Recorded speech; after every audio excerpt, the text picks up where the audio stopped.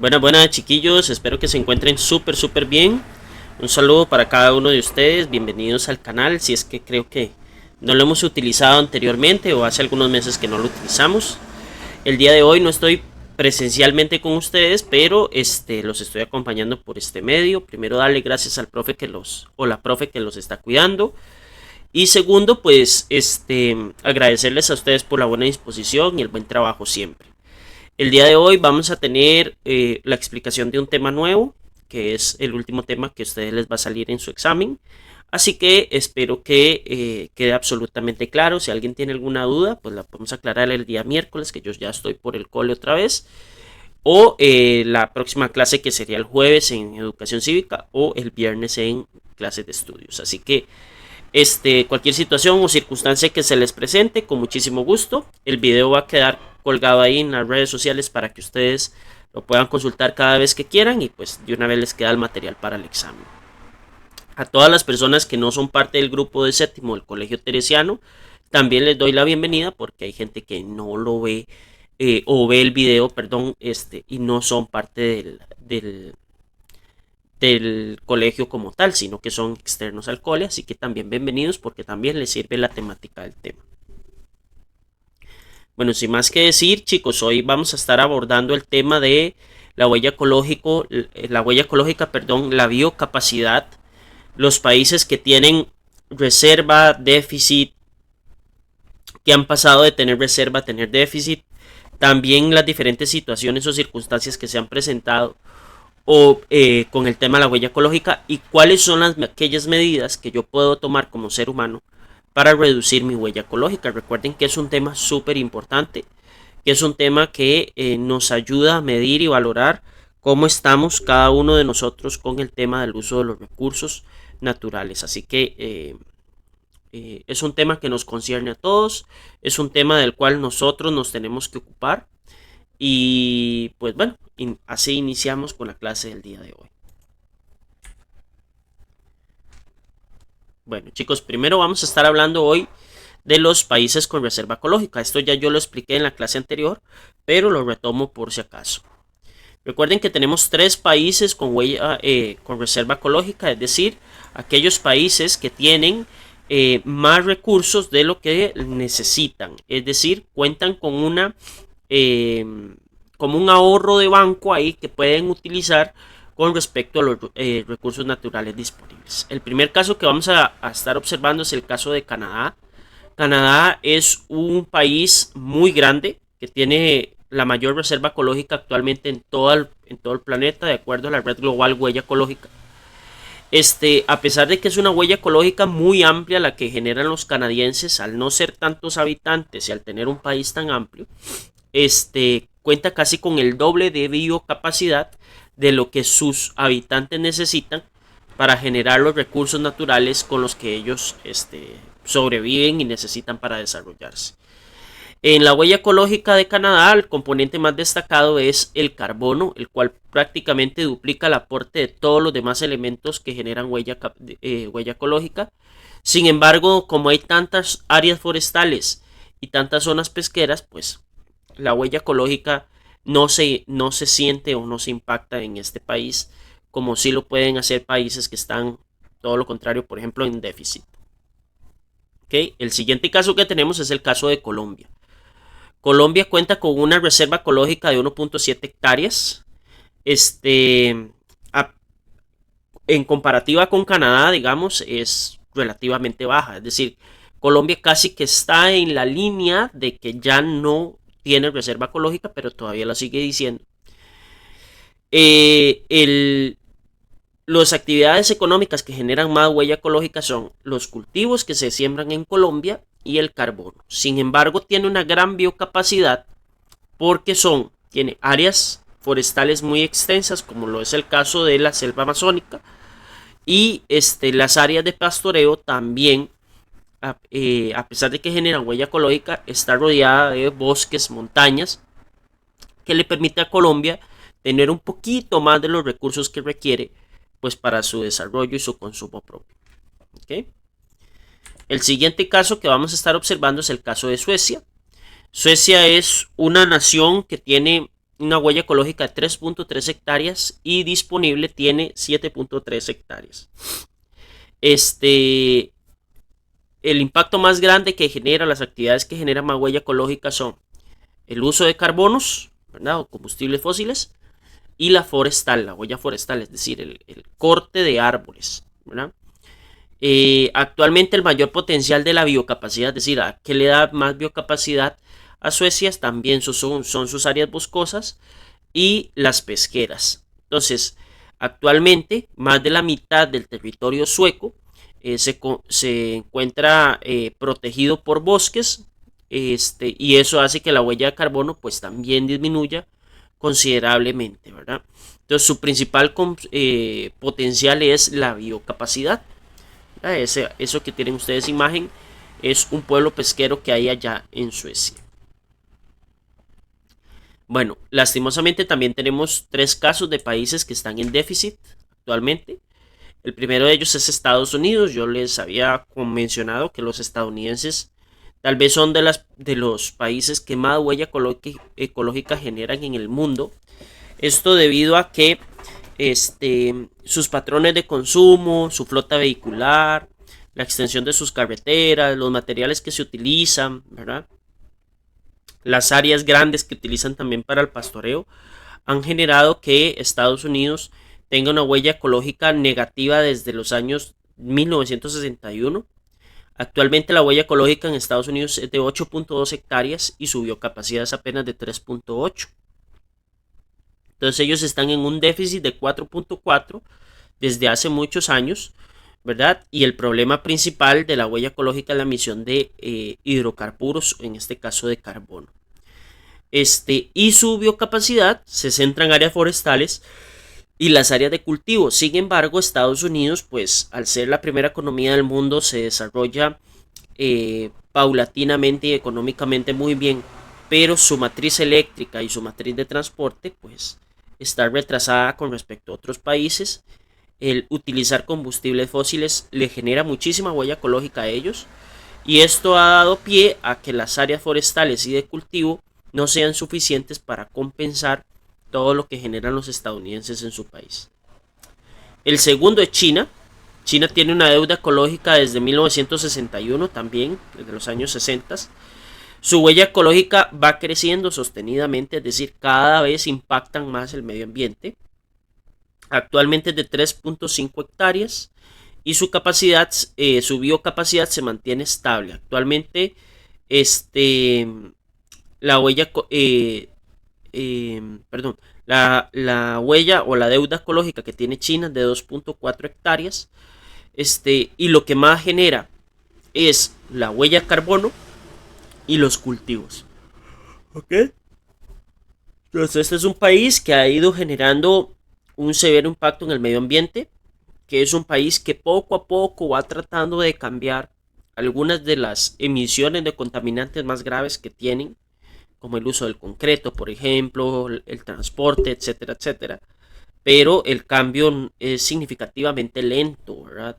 Y pues todas estas deudas, como todas las deudas en el mundo, se pagan de una forma u otra. El último caso que tenemos es el caso de Alemania. El déficit alemán es de 3 hectáreas aproximadamente. También se da desde los años 60. A pesar de que hay una disminución de la huella ecológica en Alemania, todavía no ha alcanzado un punto de equilibrio con su biocapacidad. Esta última se ha dado una disminución gracias al potencial de las tierras de cultivo y a las forestales, debido a que Alemania pues ha creado sistemas de reforestación y protección de los bosques. Hoy en día igual la huella de carbono y los cultivos son los que generan más deuda ecológica, ¿verdad? Eso que ustedes ven en el fondo es el Parque Nacional Harz en Alemania, que protege aproximadamente 15.800 hectáreas de bosque. ¿Okay? Y tenemos 3 casos de países que tenían biocapacidad o que tenían reserva ecológica, y en los últimos años ha pasado a tener déficit ecológico. El primer caso es el de México. La huella ecológica en 1970, a mediados de los 70 en México era más que suficiente, sobraban los recursos naturales para poder darle alimentación, vestido, lugar donde vivir a todos los mexicanos.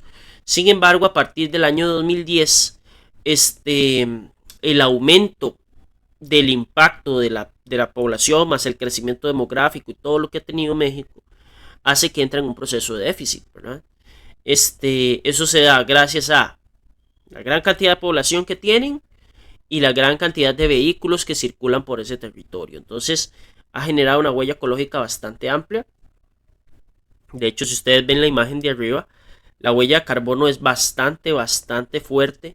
Incluso hay momentos en Ciudad de México que la contaminación y la polución del aire es insospechada, insostenible y se genera un aire de muy mala calidad, ¿verdad? Que le genera afectaciones cardiorrespiratorias a los habitantes de Ciudad de México, producto de la industrialización, de todo ese desplazamiento de gente mediante vehículos,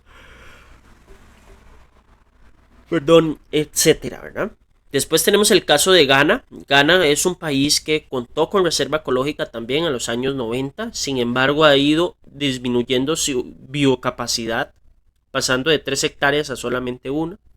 Esto se da debido a que en Ghana ha aumentado vertiginosamente la población, es decir, casi que se ha triplicado en los últimos 50 años. Y pues cada ser humano que nazca genera huella ecológica, ¿no? Porque requiere de electricidad, requiere de transporte, requiere de servicios, requiere de alimentación. Y todo eso va aumentando la huella ecológica, ¿no? Y está el caso de Indonesia, que también tenía una reserva y para mediados de los años 90 los cambian por un proceso de déficit.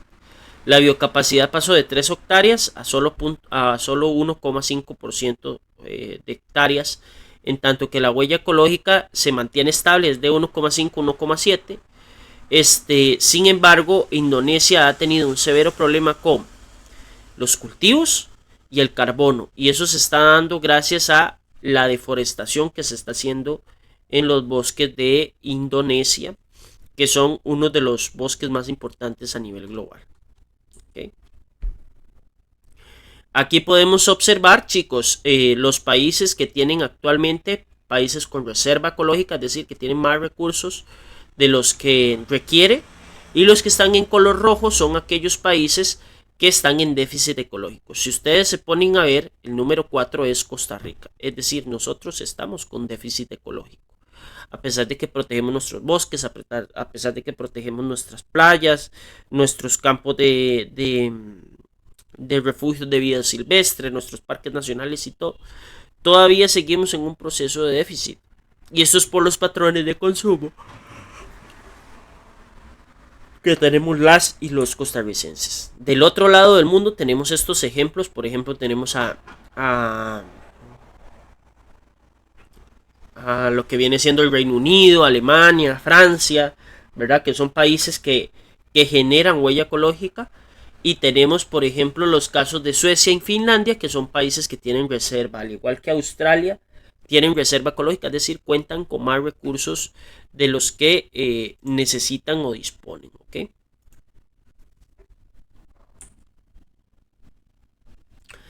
¿Cómo se puede reducir la huella ecológica? Bueno, hay muchas respuestas, ninguna es la pomada canaria, es decir, ninguna le va a dar la solución completa al tema de la huella ecológica, es decir, siempre vamos a generar huella, como seres que somos vivos, pensantes, caminantes de la tierra, siempre va a haber huella ecológica, eso no se puede quitar, pero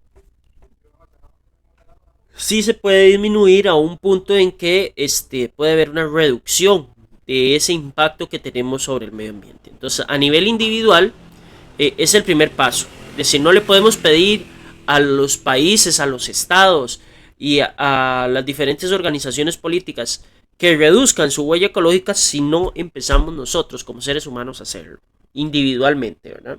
Entonces, para alcanzar la disminución en este indicador a escala global, se pueden tomar las siguientes medidas. Vamos a ver si me da paso. La primera medida es utilizar el agua de forma racional, es decir, que en actividades como aseo personal, limpieza de la casa, lavado del carro, no desperdiciar agua, cerrar los grifos, reparar los grifos en caso de que estén en goteo constante, lavar el carro o regar las plantas en la noche para evitar esos altos grados de vaporización, cerrar el tubo cuando no lo estoy necesitando, tomar duchas más cortas, no esas duchas exageradas de 20, 30, 40, 50 minutos.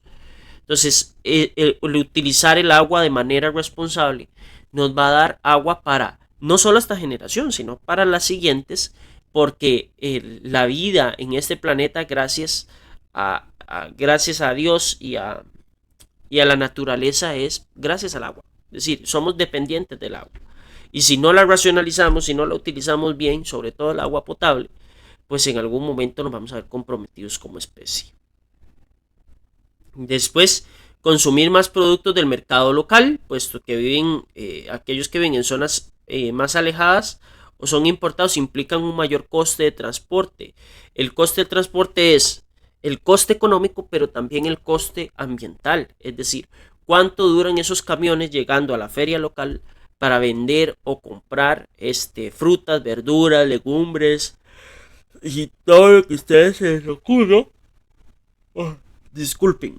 Y también el replantearse los hábitos de consumo de ropa, es decir, comprarse ropa nueva, comprarse ropa de segunda mano, todo eso puede generar una ayuda. ¿Por qué? Porque una de las industrias que más genera huella ecológica es la industria textil, por los tintes que utiliza, por la cantidad de agua que se requiere, etcétera. Entonces, desde el momento en que yo tomo la decisión de comprarme una prenda de segunda mano o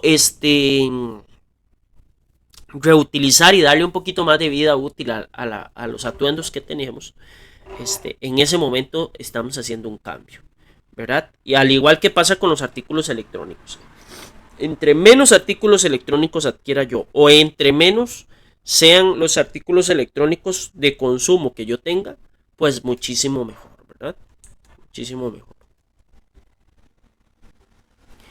A nivel individual, también relacionados con el tema de transporte de energía, aprovecharlo al máximo la luz solar, no prender la luz en caso de no ser necesario, evitar el uso de la electricidad durante el día para hacer iluminación, usar el aire acondicionado en las casas, en los centros educativos o oficinas solamente si es necesario. No es poner el aire acondicionado por mantener el aire acondicionado, no es enfriar las cosas, porque eso también genera gases de efecto invernadero y también genera un impacto directo sobre nuestra atmósfera.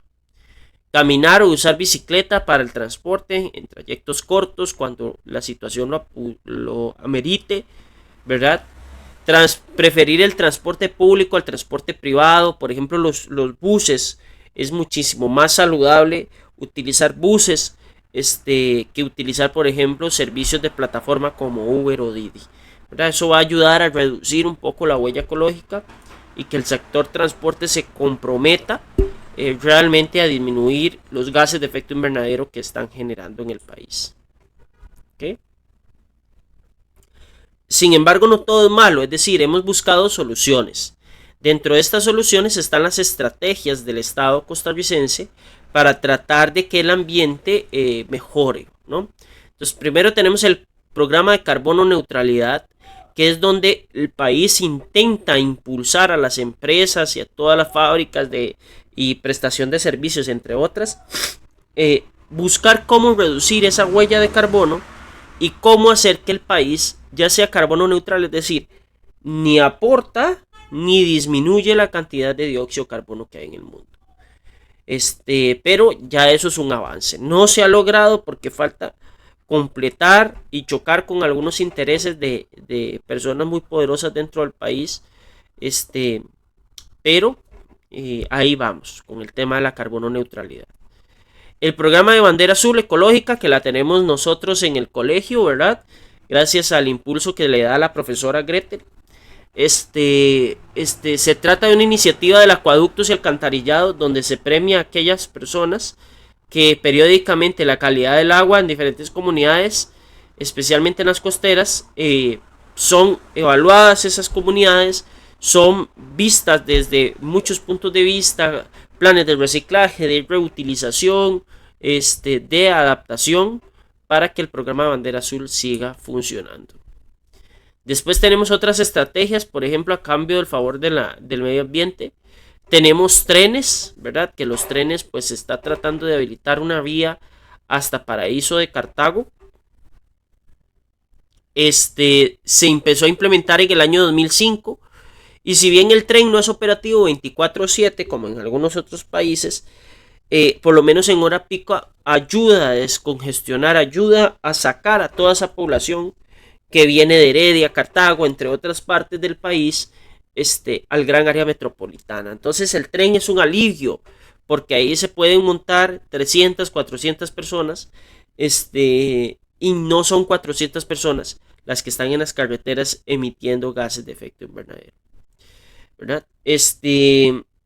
Y la otra es la incentivación de la agricultura sostenible. Esto implica que la agricultura a lo largo del tiempo pueda ser sustentable, sostenible, sin el uso de fertilizantes, por ejemplo, como nitrogenados, entre otros que andan por ahí. ¿Okay? Entonces, se está incentivando que la agricultura sea sostenible, que sea propia de la zona, que sea una agricultura que nos beneficie a todos y a todas, pero hay mucho camino que trabajar. Después tenemos los programas educativos, ¿verdad? Donde se tratan estrategias para disminuir la huella ecológica, cómo podemos ayudar al medio ambiente, ¿verdad? Y el uso de energías limpias, que Costa Rica aquí se destaca, es decir, casi toda la producción eléctrica lo hacemos a partir de energías renovables, que es de la misma naturaleza, y la convertimos en energía eléctrica. Entonces eso ha hecho que nuestra matriz eléctrica sea muchísimo más robusta que la de los otros países que he mencionado anteriormente. Por tanto, es que el ICE logra vender electricidad a otros países. ¿Okay? En Costa Rica se ha planteado siempre el tema de la carbono neutralidad. Eso se prometió para la conferencia de París. La vamos a ver el próximo año. Pero básicamente es que los gases de contaminantes y los gases de residuo con áreas de forestales son capaces de absorber dichos gases. Sin embargo, en el año 2007 y en el año 2021, cuando nosotros vamos a la conferencia de París, tratamos de convertirnos en el primer país en el mundo en que no aporta dióxido de carbono, pero eso fue una obra titánica que nunca se ha logrado desarrollar. Es por eso que Costa Rica tiene esta meta de la carbono neutralidad y desde la presidencia se han emitido varios decretos. Por ejemplo, en 1917 se lanzó el programa País de Carbono Neutralidad 2.0, con el fin de tratar de disminuir la huella de carbono. Sin embargo, no tuvieron éxito, ¿verdad? Del todo no se tuvo éxito. Bueno, Costa Rica sigue tratando de luchar para poder disminuir la temperatura en la que estamos. ¿Cómo se hace eso? Sembrando más árboles,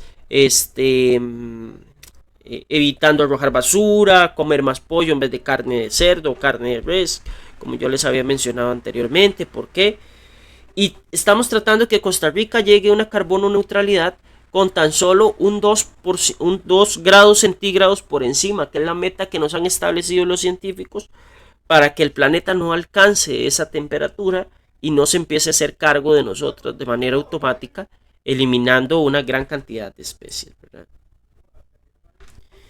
Y aquí tenemos muchos papeles, mucha gente que se involucra, pero dentro de las más destacadas tenemos las organizaciones no gubernamentales, que son entidades privadas, pero que no tienen fines de lucro. Es decir, a ellos no les interesa ganar dinero, sino que les interesa pues que la población esté bien. Las ONG en la naturaleza contribuyen a trabajos bastante pesados a veces, como el jalar agua, ¿verdad? Etcétera, etcétera.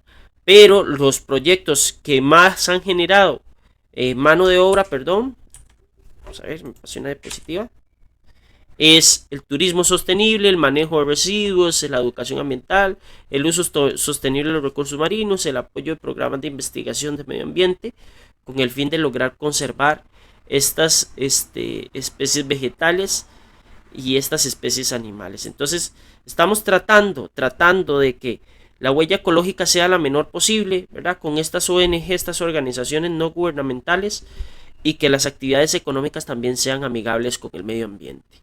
Así que lo estamos intentando, chicos. Los invito a todos ustedes a que lo intenten, que reciclen, que reutilicen, que estén pendientes de los programas, que siembren árboles, que utilicen huertas locales, que vayan al mercado local, eso no cuesta nada. Y pues espero que esta información sea valiosa para cada uno de ustedes y que lo podamos aplicar en la vida real. Muchas gracias y les deseo un excelente día. Chao, chao. Cuídense bastante.